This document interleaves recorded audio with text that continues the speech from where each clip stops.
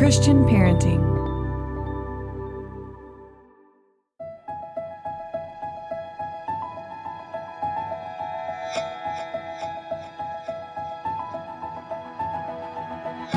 Welcome to the Living Wholehearted podcast. We are Jeff and Tara Matson, a husband and wife team who is shrinking the integrity gap in our own lives and helping others do the same.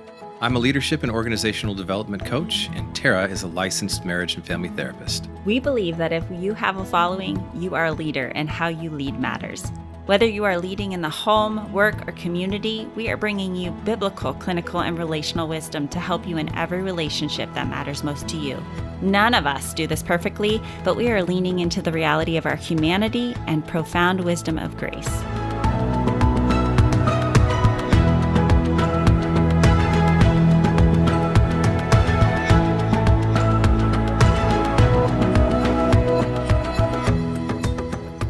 Well, we are in the middle of a unique year. We're releasing our first co-authored book, Shrinking the Integrity Gap, where we unpack the symptoms and antidotes to shrinking our integrity gap between what we preach and live. We titled Chapter 5, Escapism and Compartmentalization. Everybody loves me outside my house. Yikes. Today, we're going to dive into the oh-so-easy struggle with giving our best to the outside world and all of who we're leading, and leaving our crumbs for our families. Now, to help us in this discussion, we've got some very special guests with us today. Currently the president of Family Life and 20-year veterans of Cru, David and Meg Robbins have been married since 2001. They're raising 4 children between the ages of 4 and 14, so they've got street credibility here, people. Welcome to the Living Wholehearted podcast, David and Meg.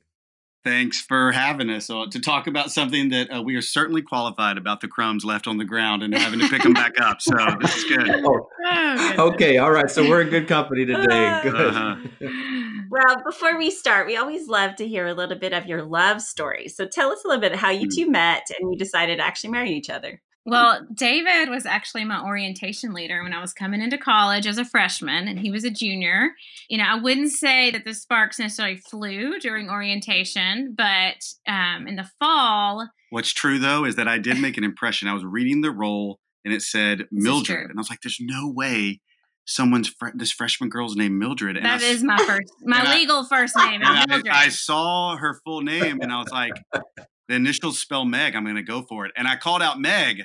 And I'm just standing there because I'm like, well, I know that his paper doesn't say Meg because my entire life, the first day of anything, I'm Mildred. And I have to say, oh, I go by my initials, MEG.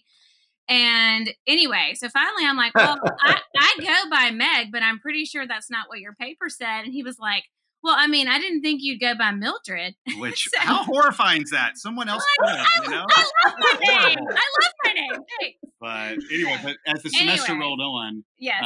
You fortunately had a lab on a night with the campus ministry that I think you would have gotten involved in. That's true. Naturally. And instead, you checked out Cru, which I had gotten involved in the year prior and was beginning to take up some leadership roles in. And so that led to... Well, and Cru tried out co-ed Bible studies that semester.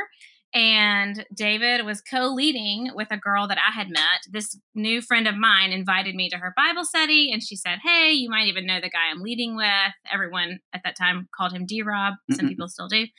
And I was like, oh, yeah, he was my orientation leader. So, of course, I remembered him. So the long story short is I got to see her heart every week during Bible study. And I just started getting very attractive. I got a little weird and overzealous about boundaries, and I stopped inviting her to things because I was afraid I was going to cross a line. That's true. I was getting left out of socials. They'd have these fun events, and I didn't get invited. But that's okay. It was worth it in the end. Because the day that Bible study ended in December, I asked her out, and really we dated for 3.5 years. That was it. I was a freshman. Woohoo! Yeah. We dated through Man, college. A whirlwind of courtship right there. That's right. And key to dating. Key to dating as freshmen is go really slow. And we did. We just became better friends for a long time. That's true. Yeah. Okay, so really, I mean, that actually began the start of ministry together in sort of a subtle way, right? It was just getting to know each other in that process. You had 3 some years of dating. But speak about that, really. I mean, what happened and how did it really define, I guess, a sense of clarity that you two were to do life together and ministry together? Yeah.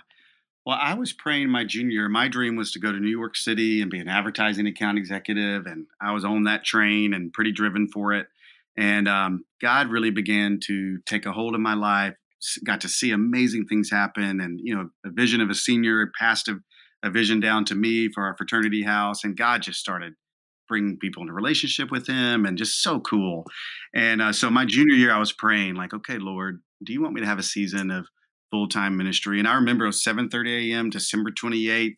I was going through First Corinthians, and I remember verse 16, woe to me if I do not preach the gospel. And I was like, woe to me if what? In my journal. And then verse 19, although I'm free and belong to no man, I make myself a chosen servant to win as many as possible. And the Spirit spoke. It was like, okay, Lord, that's what you have for me for a season. So let's go do that. We were dating seriously though already, and that led Meg on her journey of that side of it. Yeah, I think for me, I was really, I was involved from the beginning. And as we just said, as a freshman with Cru, and I loved what all of the staff there did, and it made sense. But I think as we got more serious and it was clear David was going to be joining staff, I was willing and up for that, and it made sense. It was what I was passionate about. But I also felt like, okay, Lord, I can do this without, a sense of calling. And I know that looks different for everybody. But I just started praying, Lord, would you just let me know that you have this for me too? And this is not just what you have for David. I'm willing to follow. And I care about this too, but I just wanted to know that this is what he had for me. And I went on a summer project the summer that David was joining staff. Went on a mission trip to Italy with Cru. And at the end of the time, we were kind of wrapping up and debriefing, and the Lord just really used 2 Corinthians 5, just looking around at people everywhere. It was the year of the Jubilee. People were flocking to Rome, and just for really religious reasons, and yet weren't seeking Jesus. And the Lord I just kind of felt compelled. I wanted to tell everybody, and the Lord just showed me in 2 Corinthians 5, where it says, Christ's love compels us, that those who live no longer live for themselves, but for Christ who died for them. And it was just a moment of affirmation for me. It wasn't like a brand new or major switch in what I thought God was calling me to, but it was just his way of saying, yeah, because I have died for you and given my life for you, will you live for me and not just for yourself and your desires and whatever that might look like? And I think it's been really helpful to know that we were in it together from the beginning, which is the point of your question. We really did both seek the Lord. Certainly Meg was willing to follow, but yet it's been great to team up and to have that spirit together. And what was probably most significant in that, I think, is when we were engaged, the Lord really put Joshua 1:16 on our hearts. Just whatever you command us, we will do, and wherever you send us, we will go. And just like, are we willing to live by that in our marriage and with our family? It's inside our wedding ring. That's what we want to be true about us. I love that. It's that you guys are living out something that we talk about in our marriage communication or dating workshops.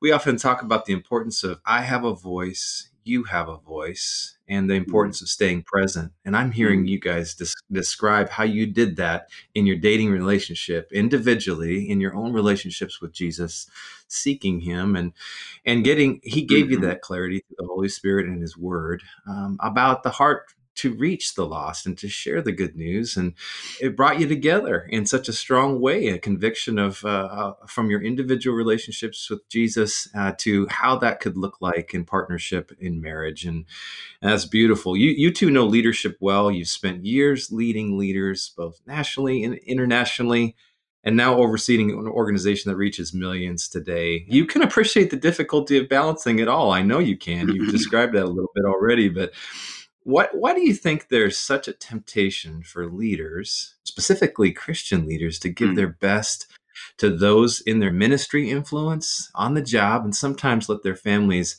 receive the crumbs essentially from their efforts when they're finally coming home? Or speak to that a little bit. Yeah, I think we both wish this was never our reality, but we know that it certainly is. Sure. And, I think outside our homes, people really only see a portion of us or what we allow them to see. And the Lord just keeps putting on our heart, show more of who you really are and what I'm doing.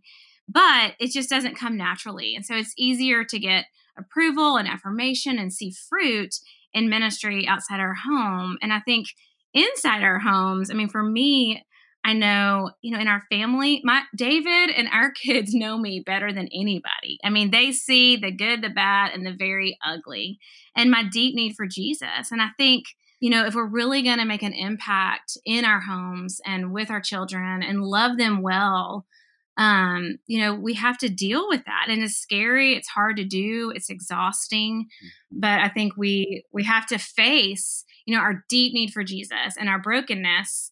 But it doesn't stop there. Obviously there's hope in that, but I don't know. I think it's just a different reality that we have to deal with in our hearts. Affirmation on that other side much easier. And my first thought is probably a very typical thought or response, but even though it's typical, doesn't mean that it probably resonates more. That it's just often for someone like me, it's where we find identity, and it's where we get our strokes. It's where we get satisfaction, and it meets whatever wounds or things that we have from our past that we bring into ministry. Ministry is a great place to get some of that. For me, it's approval and acceptance. And when I am not finding my ultimate approval in Jesus and acceptance in him, then I will run, and those needs will get met a little easier outside the home than inside the home if we let it.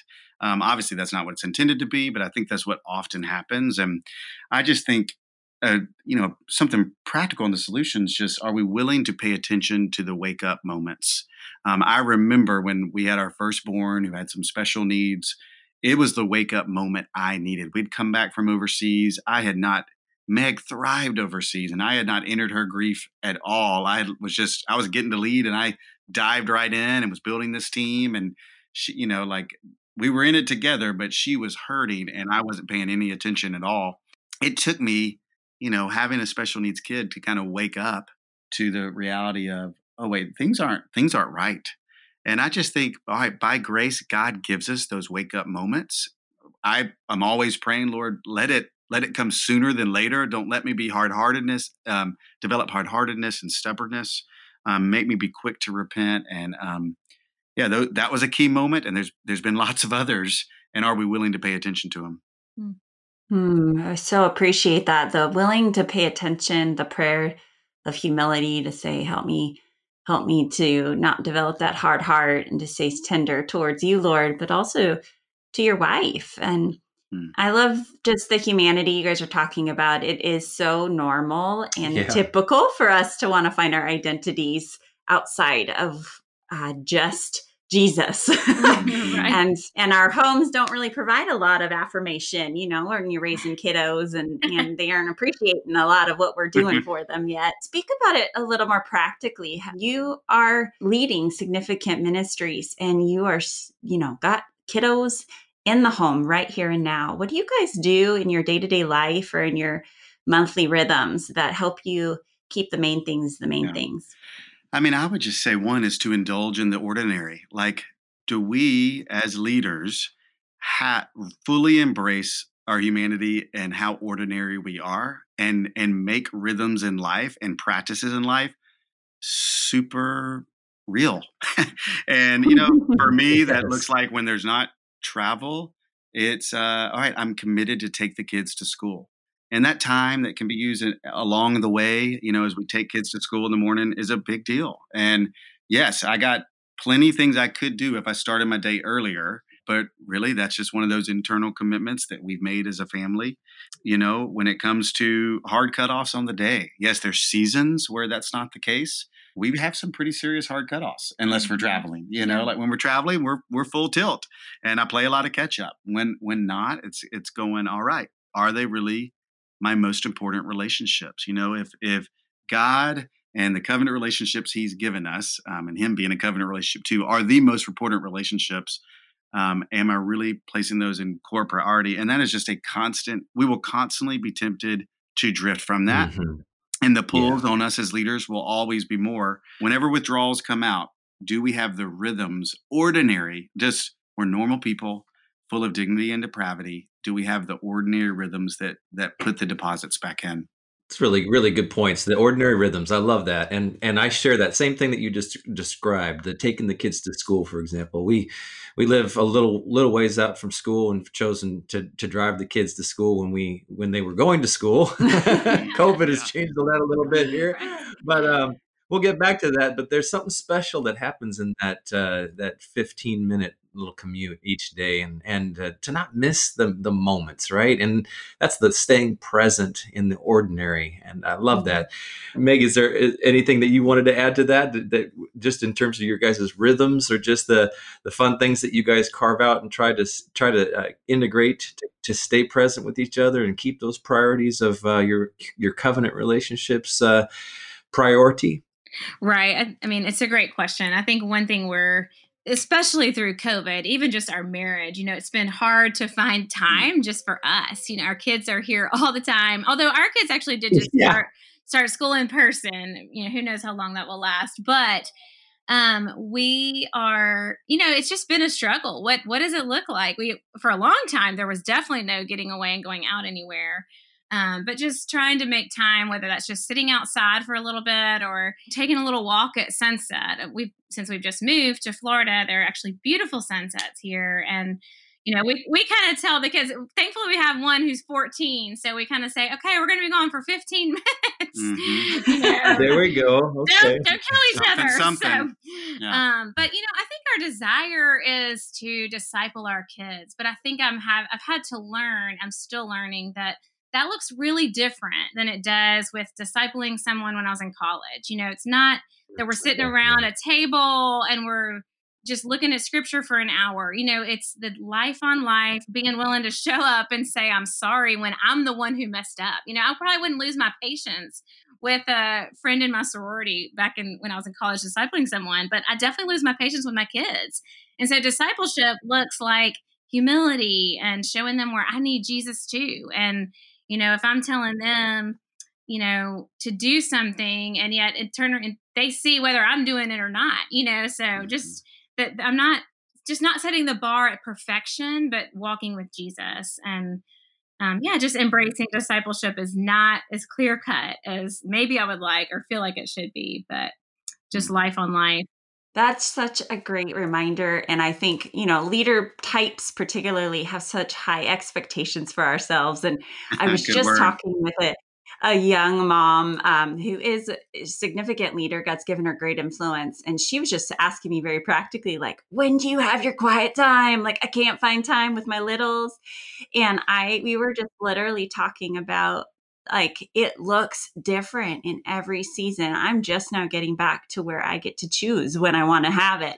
But honestly, it looks like having your Bible open, and whenever your kids wake up at 3 years old, they're going to come sit right next to you and they're going to color and they're going to interrupt you and they're going to be on your lap, and it's not going to be deep and restful and fulfilling in the same way that it was in college or different seasons. So but that is discipleship, is just doing it together and in its messiness. And I love that, in the humility and our honesty. And they see the backside of who we are and not all the glossy front. Well, guys, let's shift gears just a little bit here if we can and talk about leading leaders now. I mean, what do you think are the markings of a healthy leader these days? And, what are the things that you've learned from others who've gone before you? Well, I think, we were just talking about a couple that we really love and appreciate. We were reflecting on who they are this morning, actually. Mm-hmm. And the thing we said about them was, man, they live out grace and truth over time. And, the wake of their leadership, they care about results. They're going to lead us in truth. They're going to be honest with you. But then they leave also on the other side of that wake so much grace-filled growth. And that's how growth happens. It's grace and truth over time. And I just think for leaders who take themselves not so seriously in a healthy way, but also take the calling that God's given them seriously, there is that balance of, we have nothing to prove. It's 100% grace. Let's be lovers of grace, not just believers of grace, but like really bank on it and believe in it and be lovers of truth, not just truth that we received back when we, felt called to this, or, relying on past that we have, but no, right now, like, let's settle for nothing less than experiencing the Father, experiencing Jesus in the moment, not some past experience. And I just think the leaders who last are the ones that keep living out that rhythm of, is there real grace being tasted right now because they see their depravity and they repent? Is there real truth being embraced because God's active in their lives? And there's seasons where it's not always magical and awesome. Sometimes it's really hard, or there are dark nights of the soul. But are those two things being applied over time? Those are the leaders that are going to last.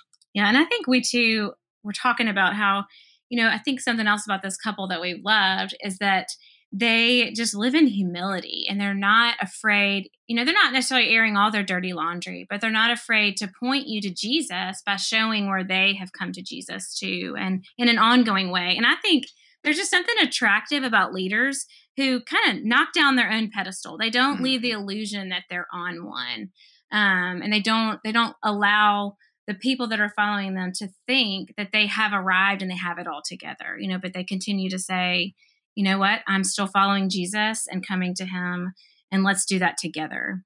Yeah. I think any leader needs to ask himself, do I reciprocate grace and truth conversations? Like I am often, the one that someone's sharing something and I'm giving encouragement. In those relationships, is there reciprocation? And if there's not, and if you don't have many people you reciprocate with in your present lives, I think that enters into danger zone. You end up in that risk and time continuum. The longer that goes, the more risk you're going to be at. And you can become an at-risk leader really quickly. Even though you're really healthy, in the previous stage just 2 years ago, you can become at risk super quickly. That's really, really important what you guys just shared there. That reciprocity is so important, that leaders, healthy leaders, submit themselves to systems that they create of environments of truth and grace. We really believe that as well, and that they are in that rhythm so that when they need to depend on that as well, they're submitted to that, and it's not everybody submitted to them. What do you think is the difference? You spoke a little bit about this, between a leader who leads ministry and a leader who empowers others to lead ministry. Yeah, well, I just think, who's the hero? Like, are we building up infrastructure and people to ensure that we are successful? Or are we raising up others who will, what they do might end up being much more important than what we do? And certainly I want to bring, Meg and I both want to bring our giftings, passions, burdens, the way God's wired us to the table. Yet there's a guaranteed timestamp of when we'll be gone off this earth. We don't know how long the seasons are in a certain place. And so therefore, may we be in the business, like Paul was, of raising up as many leaders as possible, raising up to Timothy, raising up to Silas, etc., and focusing. It's hard when the work, when things start revolving around you as a leader. It is hard with tenacity to keep that. I'm not the hero, and I just think we have to work so hard to be hero makers of others. That's a beautiful acknowledgement. The hero is Christ, right? He's our hero. And I hear it in your voices as you guys describe this. You're always pointing back to him, and you're leaning into his word. And when you set the environment, and when leaders set the environment of Jesus modeling that in their grace and truth, consistency over time, rhythms, they give the credit to Christ. They're looking to Christ. They're modeling that way. He's the hero. And you're absolutely right. It then allows everybody to keep their focus and to play and involve in leading ministry, and keeping that healthy perspective, and not getting lost in the hero worship that humans have a tendency for. We see it all the time right now. Yeah. So true. So true. And it enables partnership. If we don't revolve it around ourselves, but truly keep Christ as the hero and really honor the ways others and the gifts that they have and what they bring to the table, it ends up bringing kingdom partnership, where we are truly building the kingdom, not just our own little kingdoms. And, rubber meets the road. That can be hard, and there's insecurities, and there's, you feel like you're sucking wind sometimes. But yet, if that perspective is really there, it ends up leading to some beautiful partnership that I think really reflects who God is, because the image of God ends up being reflected by a lot more people. The foundational truth here is that we're joining God. We're partnering with him. He's invited us in to partner with what he's already doing and has been doing for thousands of years.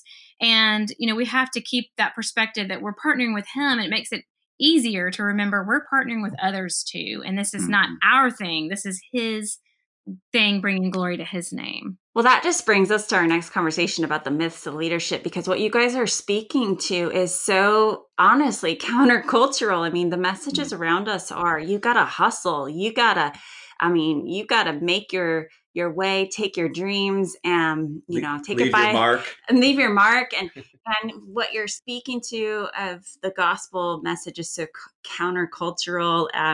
God's economy has a very different lineup for leaders. And, the disciples, are saying, I want to be first. Who gets to be first? And Jesus is like, yeah, not so sure you understand what that means. So speak to that. What are some of the myths that maybe you guys had believed early on in your leadership, or that you see as a temptation for many leaders that are coming up and through the organizations that we lead? Yeah, well, I had an important inflection point around 30 where I did live most of life and I was getting platformed more and more to kind of having it together. And, I used gifts and presented a have it together thing. And honestly, I probably wasn't allowing the Lord to do some deeper work in me and what he wanted to do already. But things came to a head. Part of it was when we had our firstborn, where do we really believe that our if dependence is the goal and we are utterly dependent upon him in order to bear fruit that lasts, then weakness is actually an advantage. And how do we boast in our weaknesses if we really do believe that his power is made perfect in our weakness? Because I think all we want as leaders is for his power to be ushered through us and give glimpses of glory to the world around us. Like, that's all we're asking for, Lord, and he's given us kind of the template, and that is boast in your weakness and let them see how crazy my gospel is. Let me see how crazy my love is. Show them through your lives. It really flipped the script for this past decade of weakness being an advantage, and us not just being seeking, not just to be transparent and telling stories that are authentic from the past, but to actually be vulnerable, where we're telling stories in our current and how the Lord is meeting us there. And that's hard to do. I mean, that is a truly, you can get hurt when you're vulnerable. There's a difference in transparency and vulnerability, and there's right context every now and then. I just think we protect way too much if we call ourselves people of getting what we do not deserve, people of grace. Like, we have nothing to prove and we can boast in our weakness. Yeah. And I think, Tara, you hit on this a minute ago, that our culture is not really telling us to do that or pushing us to do that, and to be that real and vulnerable. And honestly, I think sometimes I'm definitely guilty of this, of kind of thinking there's this phantom ministry leader, or for me, this ministry mom role that I should, have really have it all together. And I should have arrived at being able to do all these things really well and keep my cool with my kids all the time. And, if I'm a good leader, then this is how this should look in my home or with other people. And it's just like putting that out there and knowing that's not true. That's not reality, that we never stop needing God's grace and needing to depend on him, and that our weaknesses, like David said, they're an advantage because they can push us to him even more and really put people's eyes on him and not us. And even in our homes, I think it's hard to do that sometimes, not to pretend like, I have it more together than I do. I certainly don't. And so the quicker I can become honest with that with myself and in our home, then it's easier to be more honest with that with others. And if I'm not embracing that I need Jesus and I need his grace every day, then how am I showing other people that he is worth pursuing every day, And I think as leaders, we're drawn to people that are actually the honest, the raw, the vulnerable ones. Like, I think as leaders, we actually are drawn to those circles. What makes us think that others wouldn't want that too? I mean, we all have dignity and depravity, and how do we really allow people to get to know more of us and in order to process it? There should be a healthy approachability to leaders, no matter how big in the game you get, and I'm just convinced of that. That's so good. Such a great word for us to kind of point to. And I was thinking a little bit just in one of my myths that I think I thought that I would not have to deal with my weaknesses the more mature I got in Christ, but I think we forget that weakness is equated to our humanity, and it's different than being a sinner, sinning. And we still continue to sin, but there's just the fallen world of being broken and learning how to just be raw and real in the moment and grieving. I remember someone sharing with me that they wished more Christians showed what it looked like to grieve, and they would believe the gospel more. And I was like, wow. They saw too many Christians living with so much joy. And I was like, oh my goodness, so counter than what we think. Sometimes people are really desperate to see, what does it look like to live and follow Jesus in all of your humanity? And I love where you guys are, and it's humbling. And I was sitting around a fire with a bunch of guys that were over the other night even, and just asking. It was a father-daughter camp out we do, and dads were sitting with their daughters in this group, and it's just a small group. There was about, I think, 6 of us, and one of the dads, as they were each kind of invited to share, they just expressed the fact that and they looked around at the fellows that were there, and they were just like, I'm thankful for this kind of gathering and the other gatherings that we do, just because I don't feel so alone in my struggles or just the things that are hard. It makes me feel like I'm not alone, and that I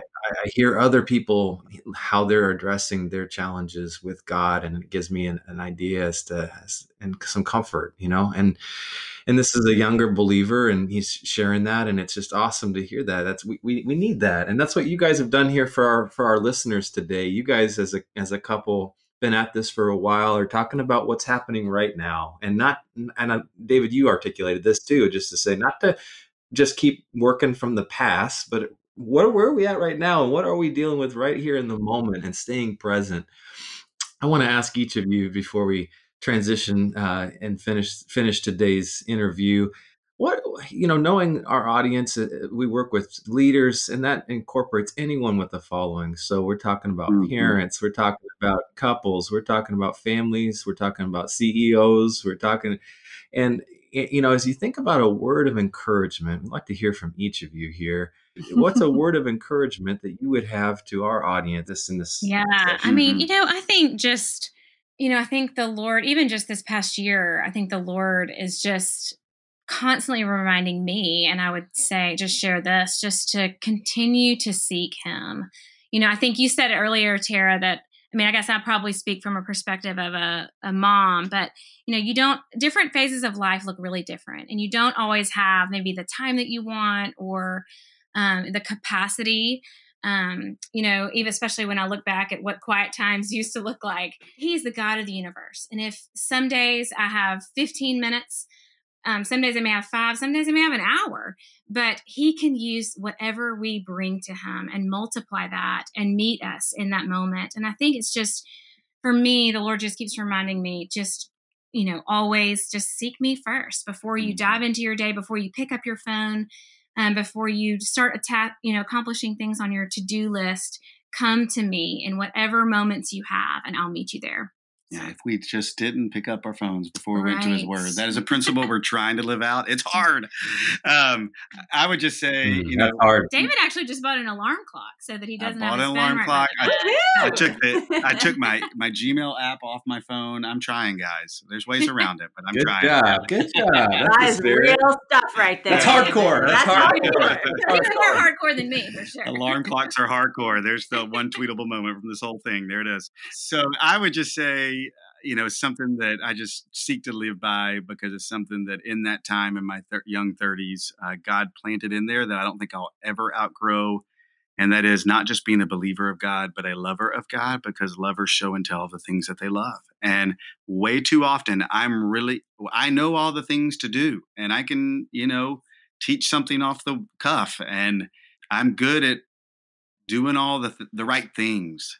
If my heart is not captured by my first love, then I'm on a risk and time continuum of being an at-risk leader. And so I just am consistently going, all right, how can I not just be a believer of God, but a lover of God? Because that is going to continue to stoke the passion to show and tell of the things that we love. So thank you, David and Meg. What a privilege to learn from both of you today. We're really grateful for leaders who are longing to do this well and set a trajectory for other leaders. And you guys are about that. You've got the skin in the game here, and you're staying true, and you're staying together. And leaning into your first love. Paul said, "Follow me as I follow Christ." And I hear you guys saying that. And it is convicting and sobering as we think about that stewardship of leadership and how important it is. So today you've helped us and our audience to continue the journey of shrinking our own integrity gaps between the stuff that we preach and how we actually live it out. So tell our audience a little bit how they can find you if they're interested in learning more about who you guys are, your resources. Yeah. So you can check out familylife.com. That's where, we have events and resources and small groups. And we obviously have an ongoing audio podcast and radio show called Family Life Today, but it's all there at familylife.com, and feel free to get us there. Be great. Yeah, so thank you so much. If you want to join the movement of leaders who long to live and lead with integrity in a world that's just desperate for wholehearted leaders, we're going to encourage you to pre-order your copy of Shrinking the Integrity Gap today. We want you to invite a friend, a colleague, a spouse, a mentee, and just grab somebody and read this together. You can learn more at livingwholehearted.com. David and Meg, thank you so much. You guys are a lot of fun. Thanks for what you guys are doing. Yeah, Appreciate we're so it. grateful for you guys.